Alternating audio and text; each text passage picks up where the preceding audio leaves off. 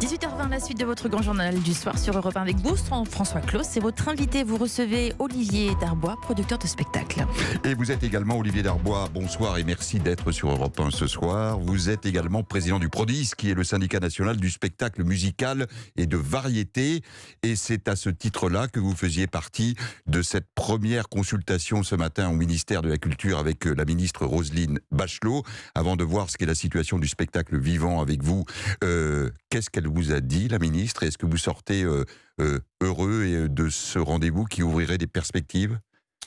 Alors bonsoir, je dois dire que c'était la deuxième fois que nous rencontrions Roselyne Bachelot, la ministre.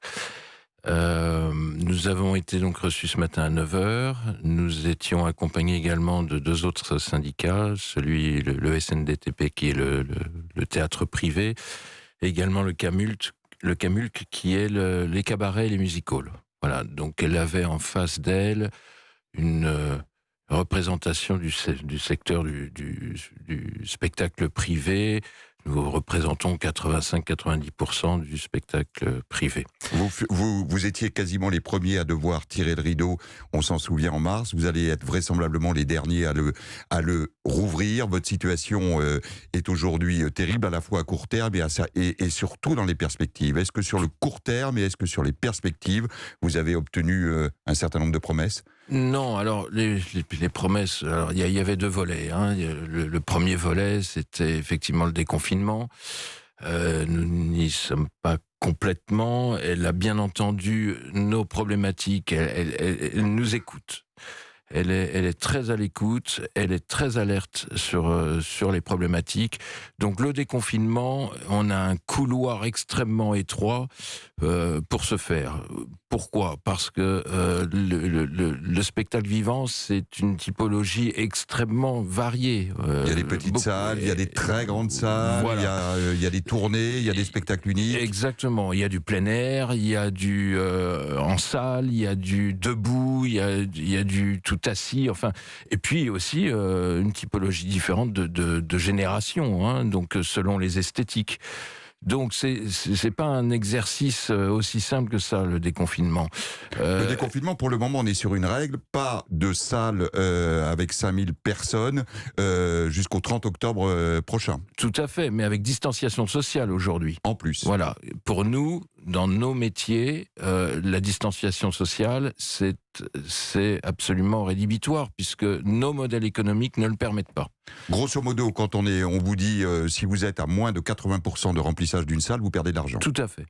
Et quelles que soient les esthétiques. Alors, bien entendu, il y a, quand on dit 80%, il y a certaines esthétiques ou certaines salles qui permettent d'être un petit peu moins de 80%. Mais en règle générale, il faut plus que 3/4 de la jauge pour être rentable, pour commencer à gagner de l'argent, tout simplement.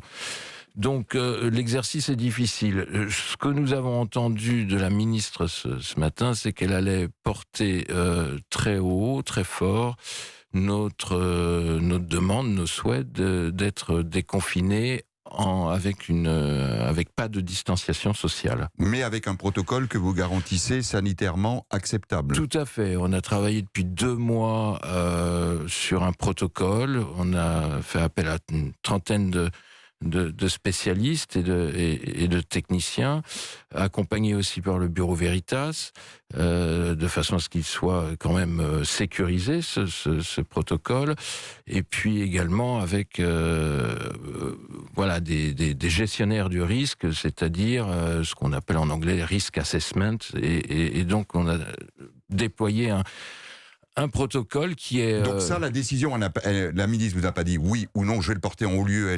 Grosso modo, ça va être du côté du conseil scientifique que ça va se jouer, avec une décision politique derrière. Tout à fait. La ministre va le porter, et bien entendu, ce sera le ministère de la Santé et le Premier ministre. Donc là, vous êtes contraint d'attendre, ce que vous n'avez peut-être pas le temps d'attendre, parce que aujourd'hui, la situation est catastrophique. Pour vous, vous perdez de l'argent, vous n'avez pas de perspective pour de nouveaux spectacles qui doivent prendre du temps pour se préparer, et qu'on ne sait pas ce qui va se passer avant la fin de l'année.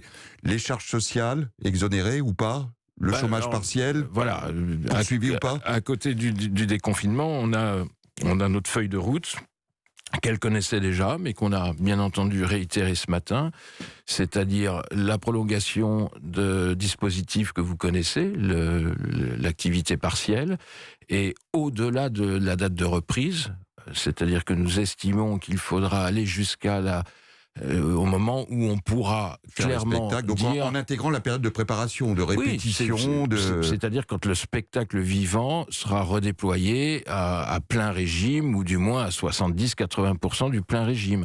Parce que on va bien entendu déconfiner par palier, quid, les problématiques sont nombreuses. Je veux dire, quid des spectacles étrangers, par exemple. Est-ce qu'ils peuvent voyager? Voilà, est-ce que les frontières vont être ouvertes ou pas? exactement. Donc vous voyez que le déconfinement total et la reprise totale de l'activité, elle n'est pas pour le 1er novembre, c'est-à-dire au lendemain du 31 octobre. En 2021 au moins, et au mieux peut-être. Quel est le risque aujourd'hui? Quelle est la situation des producteurs comme vous, des propriétaires de salles de spectacle, si on ne va pas plus vite, parce qu'on sent qu'il y a une forme d'urgence pour vous à avoir au moins un calendrier et une vision de l'avenir? Alors, sur le secteur, très clairement, une entreprise sur deux, dépôt de bilan. Une entreprise sur voilà, c'est très clair. Hein, on a fait un audit, c'est extrêmement sensible. Au-delà de cette casse économique, c'est de la casse sociale. On est sur 135-150 000 emplois directs, donc forcément de la casse sociale. Vous êtes aussi ceux qui font du lien et même de l'activité économique dans les lieux où vous proposez des spectacles. On est déployé sur tout le territoire déjà. On anime le territoire d'une façon, sur tout le territoire. Donc, et on crée bien entendu de la croissance, on crée aussi économiquement des retombées économiques qui sont extrêmement importantes, qu'on voit d'ailleurs assez facilement lorsque les festivals se sont arrêtés. Nous avons fait une tournée des festivals sur Europe 1 ce soir et on a vu les conséquences dramatiques pour les villes. En un mot, si vous devez dire ce soir vous allez rassurer vos adhérents, vous allez leur dire attendez. Alors le rendez-vous de ce matin nous a conforté dans la ministre est à l'écoute. Nous allons savoir d'ici une dizaine de jours si nous avons été entendus. Entendus, c'est lorsque le Premier ministre déploiera les mesures de relance. Et voir si le monde de la culture, qui en a tellement besoin, comme vous l'avez dit ce soir, ne sera pas oublié. Tout à fait. Merci beaucoup d'être venu ce soir sur Europe 1 à l'issue de cette première rencontre, enfin deuxième même, vous nous avez dit, avec la ministre Olivier Darbois. Et on vous redonnera la parole dans une dizaine de jours, soyez-en sûrs.